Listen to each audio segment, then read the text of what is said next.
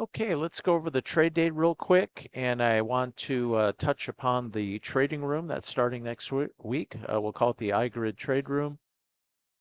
I'll be running the trade room next week, and then the following week I'll run it at least one of the days, possibly two of the days, and uh, and then we'll bring in the person that will be the primary on the trade room going forward, possibly one of the days at the end of next week, but more likely do the baton handoff into the following week.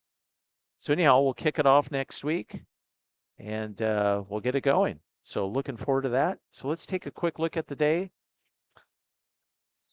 First, this is a 19 range bar chart. I just want to show you if the automation, had been running on this one. Here was now I wouldn't be running it through NVIDIA news, but there was NVIDIA, the initial pullback and lift. This is about 320. So this is all the market reacting to the NVIDIA news. 320, 320, 320 US Central Time going forward. Then we have a bit of a pullback here, 325. And finally, we come into the end portion of the trade day as it lifts a bit. And here's 508 US Central Time. Markets reopen. Definitely some buying throughout the evening. Nikkei was up pretty strong. Felt like and looked like there's a lot of institutional activity, just pushing, pushing, pushing on YM, ES, and Q. And they were even holding the DAX up last night. I could see on the futures. I saw a lot of typical patterns I see when it looks like they're trying to absorb sellers and maintain price. They did that beautifully. The market was unable to break lower. I kept seeing the DAX get juiced. And then that last one, we're coming into about a little past 6 in the morning U.S. Central Time, and they hit it hard. I think this whole leg was a by design event. Basically, hey, let's push it up to new all-time highs, hang on to it, and then right coming into the U.S. session open, let's distribute. So let's hand ourselves the market that we've propped up and held up all night since the investment banks were finding out there's many tracking that they're using Fed discount window money and very heavily since the late part of October 2023. So they push it up and then they distribute. They're getting prices they have never been offered before on the NASDAQ and other instruments. And they can then sell the cover out of long positions in futures. They can be closing out long options trades and then initiating massive short positions in futures, zero DTE and other instrument puts, or I should say options puts, and they're cashing out stocks that are now deeper in the money and at pricing levels not offered before. And we got a very decisive move, not much fighting, and continue down and continue down.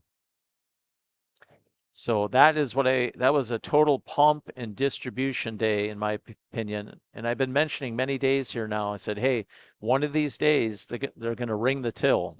I can just feel it building. Well, this is a ring the till.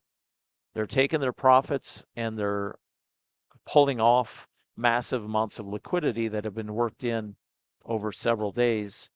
And they, use a news event like NVIDIA and get everybody thinking that AI is going to save the world and going to make everybody a trillionaire. And they take advantage of that.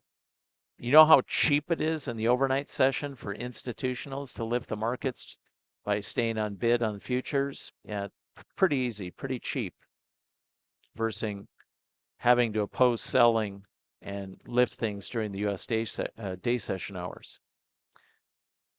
So anyhow, if I would have been running automation, I have been running it a lot in the evening lately. The action's been pretty good. So I would have had an initial short on this particular setup time frame. Initial short, coming into the first part of the EU session when the cash markets are open.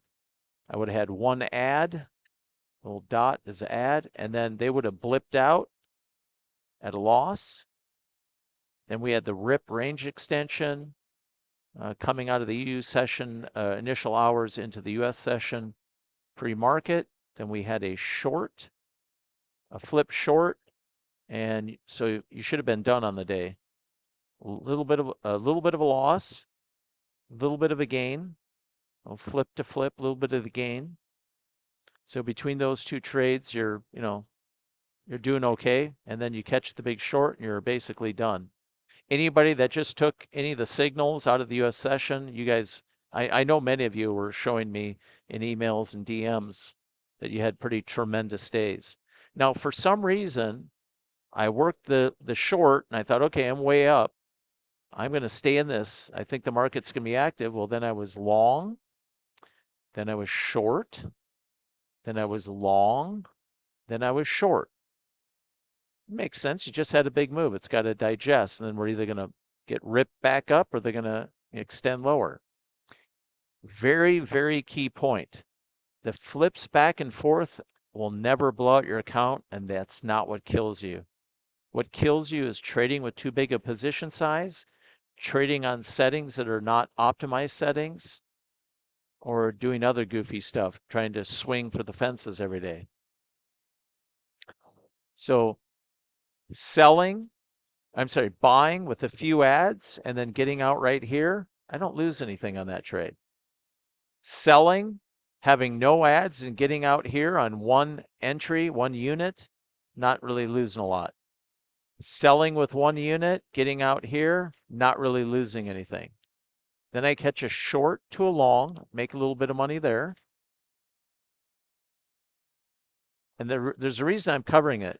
I keep getting emails. Well, I'm worried I'm going to get in trades and it's me flipping back and forth and I'm going to lose all this money. The flips, you're worrying about the wrong things in life if you're worrying about the flips.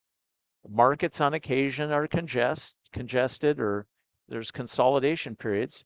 If you're on optimized settings, you can live through the flips. You can hold your own through the flips, narrow range action, and you make your living on medium and bigger moves. So you made money from here to here, and then here with a couple of ads, you made some money.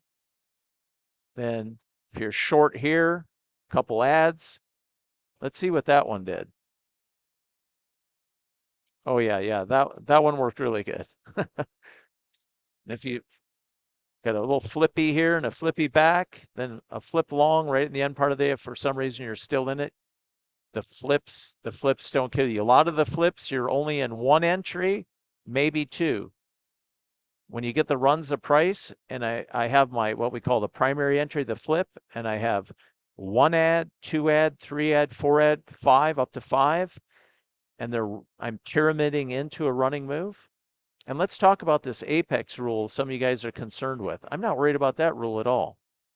Hey, Daryl at Apex, I'll put on my flip short, and I'm going to add to my position right here that one time when I can add at a price, that would be like somebody'd say, oh, I'm doing martingale because I added an entry at a price higher up than my original short entry. And then I had a add here, and an add here, and an add here, and here if I was in normal mode. Now let's say, and I'm already building this for the group, I'm going to have an Apex specific version of the automated strategy that we have. And it's going to say, okay, I can have my flip. If my first ad is above my initial entry, that's okay. All ads going forward have to be at a pricing level that is lower than any prior entry. Here's an ad. It's above a prior entry. Nope, can't do it. Here's an ad slightly below this entry. Okay, I can add that one. Here's one below that entry. Okay, I can do that one. Here's one. So now I have up to 4 or 5 ads, whatever I set in my settings. And there we go. And boom, they come out. And there's a heck of a day. So whatever these prop firms do with their rules, we'll improvise, adapt, and overcome to make sure we can abide by those. And remember, I advocate don't run your automated strategies on a prop firm platform instance. That's a live account or an eval account. When you come in, I'll show you ways, and I'm going to be talking about this in the trade room, where you trade your automation and you talk out that trade activity to your prop accounts. There's several ways to do that. And there's 3 really good tools for doing the trade copying now, so that technically you don't have a strategy running live on an account that's the platform instance for either Apex or TPT or Top Step Trader or My Funded Trader, or what do they call it? My Funded Futures, I think is the name of it, the other one, and so on. So that's one chart that I use. Here's another chart that I use for kind of a bigger picture look at things. Look at this bad boy. Short into from noon on yesterday. It was short. Then it was long pre-NVIDIA news, stayed long the whole time, short a little bit in the overnight session, long pre-market, short, and it's been short the entire day. Now, this is on a 1-minute chart. This to me is a little bit of a more pulled back, bigger picture look of things that I use that for. Now, I could run automation on this setup. I wouldn't have any problem with it. So this would be one more where I've just kind of like let it run all day long. Not I'm working it to get to $750 a day daily goal on a 150K account, or $1,100 to $1,250 a day daily goal on a 300K account, and so on. So that was that. So lots of big movements played out as we came out of yesterday's action, the NVIDIA earnings, and so on. So in the trading room, I'm going to be spending a lot of time. It's going to be automated trading focused, automated trading with a prop account or regular account, and then automated trading for a daily goal, the right way to do that, and then automated trading for any other type of account activity where you just want to let it rip and run for extended periods during the day and see what you can make, that kind of stuff. And then what are the best tools to do all this stuff? How do you connect them together? It's going to be, some of it will be repetitive daily, making sure you understand important aspects of the trading. I'm going to cover optimization at times, back testing, walk forward testing, and as I'm trading stuff live in an automated mode on prop accounts. So anyhow, there you have it. Wanted to cover that interesting action from the big pump overnight and then the distribution operations right out of the open. And there you have it. If you have any questions, info@gridalgo.com. And I'll put out another update tomorrow. But Trade Room is coming online next week. Probably going to have my first day be on Tuesday. Okay, guys, you have a great night, and we'll talk to you tomorrow.